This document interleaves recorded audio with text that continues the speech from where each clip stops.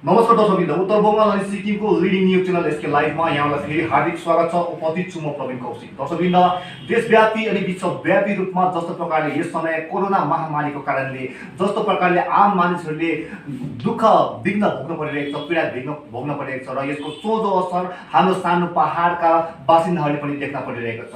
रोजगारको खोजीमा यस क्षेत्रबाट विदेशीका हजारौं हाम्रा यस क्षेत्रका युवा युवतीहरू अहिले पनि भारतको विभिन्न राज्यहरूमा लगायत देश बाहेक बाहिर पनि उहाँहरू एउटा अलपत्र परेको अवस्थामा रहेको छ। हामीमा त्यस्तै एकजना व्यक्ति हुनुहुन्छ जसलाई चाहिँ भारतको राज्य मुम्बईबाट उहाँलाई उद्धार गरेर केही समय अगाडि यहाँको एउटा गैर सरकारी संस्थाले ल्याएको थिए र उहाँले पनि कोभिड-19 यस महामारीमा उक्त जुन घरमा उहाँले कार्य गरिरहनु भएको थियो उक्त घरको घर मालिकको तर्फबाट उहाँले पनि धेरै अमान्य प्रकारको एउटा व्यवहार बिर्नु परेको थियो र उहाँलाई जसोतसो यहाँको एक क्षेत्रीय गैर सरकारी संस्थाले उहाँलाई उद्धार गरेर ल्याइसक्नु भएको छ भने आज हामीले उहाँलाई नै हामीले तपाईँहरू माझमा ल्याएको छौँ र उहाँबाट हामी तपाईँलाई विस्तृत जानकारी दिने प्रयास गर्नेछौँ। विस्तृत उहाँमाथि कस्तो प्रकारको अमान्य घटना उक्त समय भएको थियो उहाँलाई हामी तपाईँलाई बताउन चाहन्छौँ कि कोभिड-19 को समयमा लगभग रातको 12 बजे उहाँलाई मुम्बई जस्तो महानगरीमा उहाँलाई घरबाट निकालिदिएको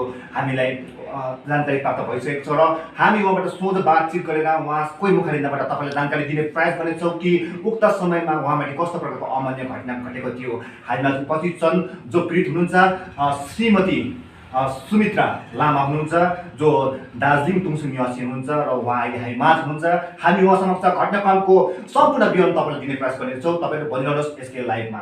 र सुमित्रा लामाजी, त्यो दिन तपाईँमाथि कस्तो प्रकारको घटना भएको थियो? त्यो दिन यस्तो भयो कि त्यो मतलब उयो मैले चाहिँ अब यहाँ भाइलाई कल गरेको थिएँ। तपाईँ कुन चाहिँ जग्गामा काम गरिरहनु भएको थियो?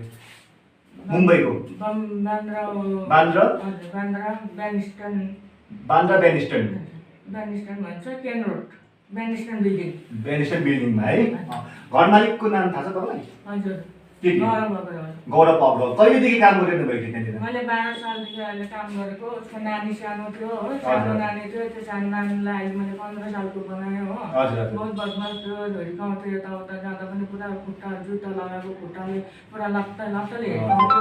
त्यसलाई मैले बहुत मुस्किलले ठुलो पारेको हो। बहुत मुस्किलले ठुलो पारेको, कसैले नि हेर्नु नसकेको त्यो नानीलाई। ठिक छ, तपाईँ 12 वर्ष काम गर्नुभयो, लगभग 2008 देखि काम गर्नुभयो त्यहाँनिर है। अहिले 2020 मा लगभग 12 वर्ष भयो। तपाईँको जुन गुनासो छ, जुन एउटा कोरोनाको समयमा तपाईँलाई घर मालिकको तर्फबाट एउटा नराम्रो जुन व्यवहार गर्नुहुन्थेन उक्त खालके तपाईँलाई व्यवहार देखायो, दर्शायो भन्ने एउटा गुनासो छ जसको कारण तपाईँ यहाँ आउनुभएको छ, त्यो के हो घटनाक्रम? त्यो चाहिँ अब मैले चाहिँ अब जस्तो कि अब सर एनजिओको सरहरूलाई मैले कल गरेको थिएँ। सर म अब घर जान चाहन्छु, किनभने म काम गर्नु पनि सक्दैन। पोहोरको साल पनि म 2टा अपरेसन भएर म गएको हो, 2टा अपरेसन भएर गएको। फेरि अहिले मलाई फेरि अब छाती यस्तो ठोक्सँग स्टोन छ, त्यो स्टोनले गर्दा मलाई अलिक प्रब्लम भयो काम गर्नु। घर जान्छु भन्दाखेरि पनि जहाँ तँ घर जान चाहन्छ जा, अहिले जा भनेर घर मालिकले तपाईँलाई त्यसो भन्नुभयो? मालिकले होइन, मालिकले सेटहरू अब अरूको कोही मलाई अरू केही सिकाएको छैन। मालिकले चाहिँ मलाई हो त्यसरी भन्थ्यो, घर जान्छु भन्दा पनि त्यसो भन्थ्यो हो। अनि त्यो कारणले अन्त त्यो दिन चाहिँ मैले सरलाई मैले कल गरेर सरहरूसँग मैले मद्दत माग्दाखेरि चाहिँ मैले तँलाई घर जानु छ होइन, यत्रो हिम्मत तेरो, तैँले एनजिओको सरहरूलाई कल गरेर तँ तेरो हिम्मत भनेर तँ घर जानु चाहन्छस् होइन, जा अहिले जा भनेर मलाई निकालिदिनु। कति त्यो दिन कुन दिन थियो? कति तारिख थियो? 7 तारिख थियो। 7 तारिख कुन महिना? यो के अरे जुलाई 7 तारिखको रातको समय कति बजेको थियो तपाईँ निकाल्दा? रातिमा मलाई यस्तो लगभग उताबाट 8 बजेको थियो, यताबाट 9 बजे थियो। 8 बजे तपाईँले जुन घरमा तपाईँ मुम्बईमा जुन घरमा काम गर्नुहुन्थ्यो उक्त घरबाट तपाईँलाई 8 बजेको समय निकालिदियो है।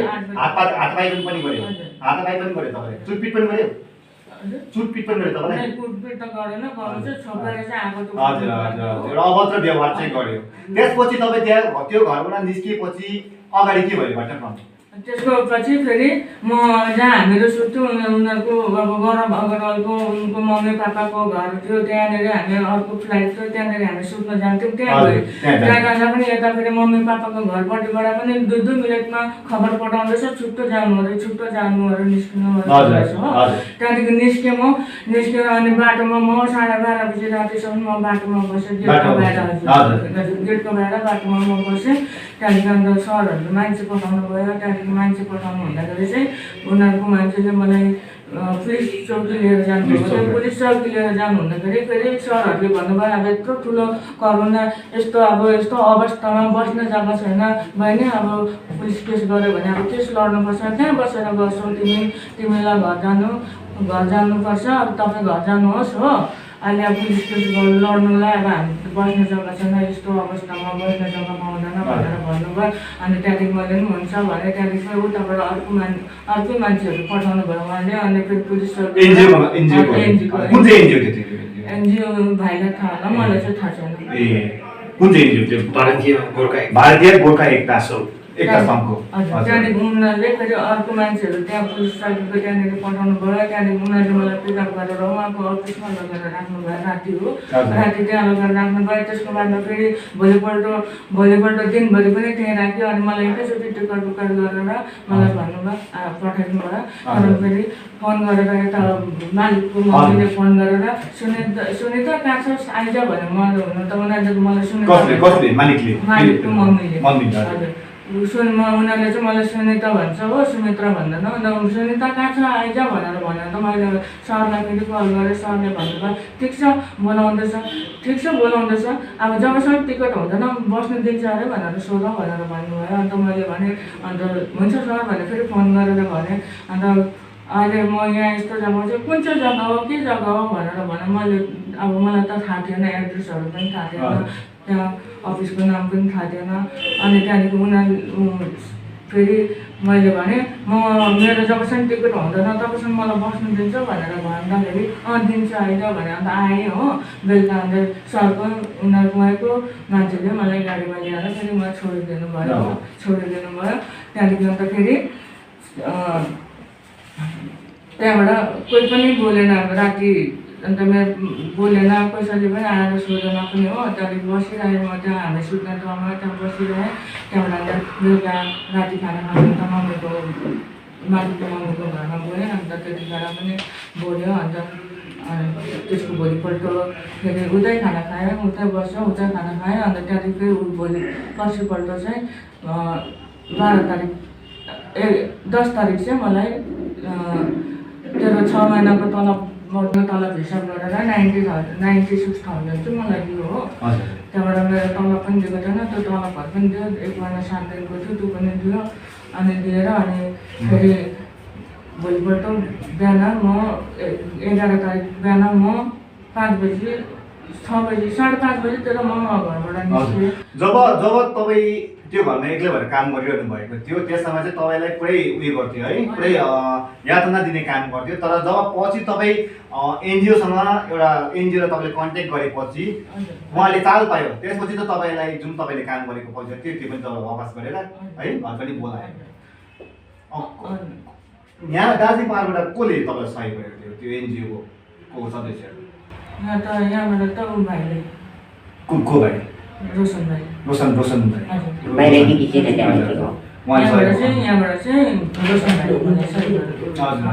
मद्दत गरेको। कति तारिक आइपुग्नु भयो यहाँनिर?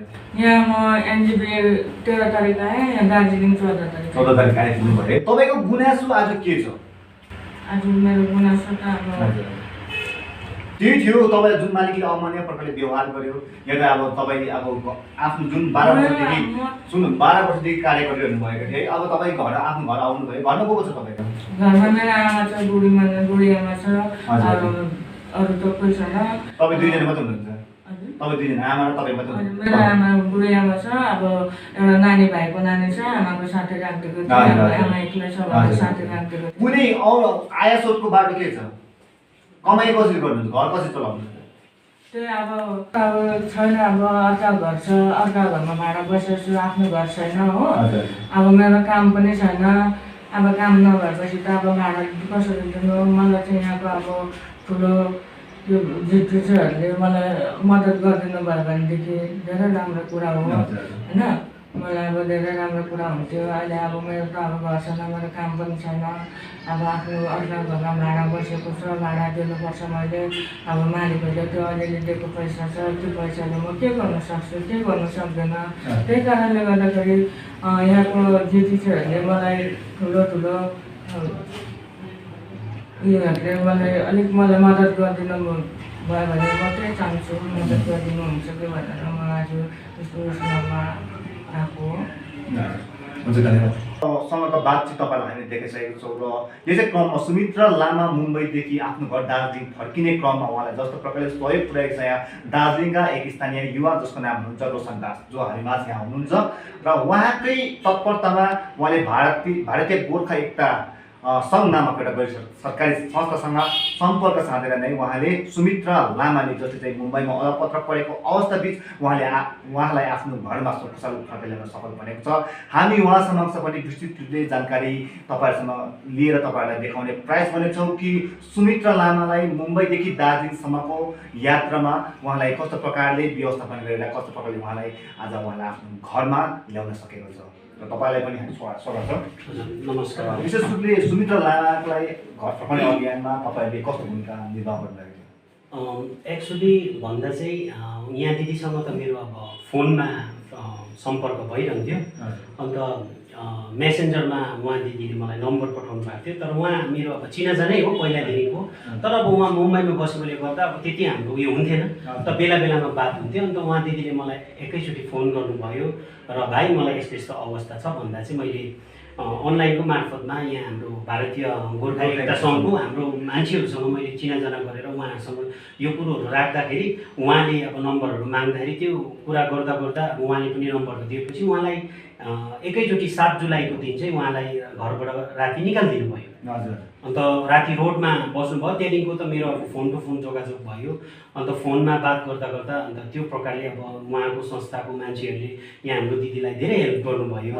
अब यहाँ हाम्रो गोर्खाहरू चाहिँ यति डरलाग्दो अब राम्रो छ कि आफ्नो अब सन्तानको लागि आफ्नो जातीयको लागि अब मैले एउटा नचिन्नु नजान्नु फोनको मार्फत खालि मैले अब उहाँहरूलाई गरेर पनि उहाँहरूले यति डरलाग्दो सहयोग गर्नुभयो। यो सहयोगहरू गरेर अब उहाँ दिदीलाई ल्याउनु भयो।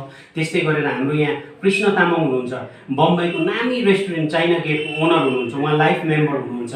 त्यस्तै गरेर ध्रुव प्रधान चेयरम्यान हुनुहुन्छ, रोहित प्रधान जोइन्ट सेक्रेटरी हुनुहुन्छ, जस्तै भरत दर्नाल सेक्रेटरी हुनुहुन्छ। र त्यसै गरेर हाम्रो दार्जिलिङमा पनि हामीलाई यहाँ कर्सियङमा एकजना हाम्रो दिदी हुनुहुन्छ शोभा छेत्री, उहाँले पनि धेरै सहयोग गर्नुभएको छ। र तल जामुनेमा चाहिँ क्वारेन्टाइनमा बस्नुको लागि हामीलाई यहाँ 19 नम्बर वार्डको हाम्रो दाजु सञ्जीव मोते उहाँले पनि यो क्वारेन्टाइनको व्यवस्था गरिदिनु भएको छ। र यी सबै दाजुहरूलाई एकदम जसले यहाँ दिदीलाई हेल्प गर्नुभएको छ उहाँहरूलाई मेरो आन्तरिक हृदयबाट धेरै धेरै धन्यवाद दिन्छु हो। अनि यहाँ हाम्रो दिदीकोबाट पनि तपाईँलाई धेरै धेरै धन्यवाद छ। र अब यसरी नै तपाईँहरूले राम्रो कार्यहरू अगाडि बढाएर लानुहोस्। हाम्रो मान्छेहरूलाई दुःख परेको टाइममा परिस्थितिमा हजुरहरूले यति डरलाग्दो सहयोग गर्नुभएको छ र यसको लागि म एकदम तपाईँहरूलाई आन्तरिक हृदयबाट धन्यवाद दिन्छु हो। दर्शकवृन्द, यसरी हामीले तपाईँहरूलाई देखायौँ, सोझो दृश्य पनि देखायौँ र उहाँबाट जानकारी पनि तपाईँलाई साझा गऱ्यौँ कि सुमित्रा लामा जो चाहिँ मुम्बई जस्तो महानगरीमा कोभिड-19 को समस्या उत्पन्न भएपछि उहाँलाई जस्तो प्रकारले घरको तर्फबाट अमान्य प्रकारको जहाँनिर उहाँले कार्य गर्थे उक्त घरको मालिकको तर्फबाट अमान्य प्रकारको व्यवहार भएको थियो र यस व्यवहार भए पश्चात जस्तो प्रकारले दार्जिलिङका एक स्थानीय युवाको मद्दतमा भारतीय गोर्खा एकता सङ्घको प्रयासमा उहाँलाई आफ्नो घर दार्जिलिङको तुङसुमा सुरक्षितसँग ल्याउन सकिएका थिए। उहाँ आफ्नो घर तुङसुमा फर्किसकेका छन्। यद्यपि हामीले उहाँको घर पारिवारिक स्थितिमाथि पनि विश्लेषण गर्दाखेरि उहाँले एकदमै उहाँको एउटा आर्थिक स्थिति एकदमै नाजुक अवस्थामा रहेका छन्। आजभन्दा पहिला सुमित्रा लामा जो यस घटनाको पीडित हुनुहुन्छ उहाँ मुम्बईमा गएर कार्य गर्ने गर्थे र जसको कारणले गर्दा उहाँले आफ्नो घरमा रहेको वृद्ध आमाको खर्च उठाउने गर्थे। यद्यपि अब आज यस कोरोना महामारीको कारणले गर्दा उहाँ आफ्नो घर फर्किसकेका छन् र उहाँ को हातमा यस समय कुनै पनि प्रकारको जीवन धान्ने रोजगार पनि उपलब्ध छैन। र तपाईँलाई हामी जानकारी गराउन चाहन्छौँ कि सुमित्रा लामा विगत धेरै समय अघिदेखि एउटा भाडाको किरायको घरमा दार्जिलिङ स्थित तुङसुङमा बस्दै आइरहेका छन् र उनको घर परिवारमा कुनै पनि पुरुष सदस्य रहेका छैनन्, केवल एक वृद्ध आमा अनि सुमित्रा लामा मात्र रहेका छन्। र यस्तो स्थितिमा उहाँको जीवन धान्ने अबको उताको जिन्दगीमा उहाँको जीवन धान्ने कुनै पनि प्रकारको साधन छैनन्, कुनै पनि प्रकारको विकल्प छैनन्।